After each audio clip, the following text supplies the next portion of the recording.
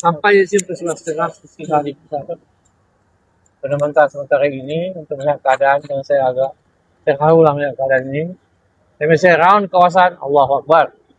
Yang pokok tumbang, yang rumah satu bumbung terbang macam terlepas. Yang angkat oleh angin ke pindah ke tempat lain.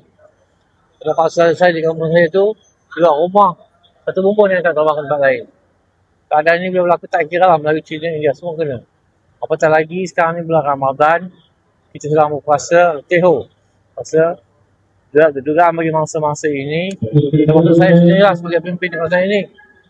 Orang Cina sedang menyambut hari besar mereka pada malam tadi. Dia redah betul. Antara yang sama mereka je yang menimpa bencana ini juga agak sedih. Jadi apa yang saya buat pada pagi ini ialah saya fikir nak bagi berapa banyak. Sebab lebih kurang daftar online. Kita buat pendaftaran online, kita tak mahu kita kasi. Kita buka secara online. Dan saya dah mula daripada beberapa yang sebelum ini. Sebab online ini mudah kalau mereka untuk ketik je. Kalau pakai QR code, dia masuk QR code isikan orang. Dengan cara kita bersama ada kepada semua penduduk di sini, mungkin tak kisah Melayu, Cina, India, parti mana pun kita tak kisah sekarang. Kita bantu untuk semua. Yang ini motor yang saya buat, bantu untuk semua. Kita bantu kita. Dan saya asal tengok duit bagian ni lebih kurang dalam RM100 seorang, RM20,000 habis. Ya. Sekarang saya RM400 satu orang, satu rumah. RM400. Itu bantuan tunai yang segera. Yang mana tak boleh dibuat oleh orang lain lah sebab sekarang duit.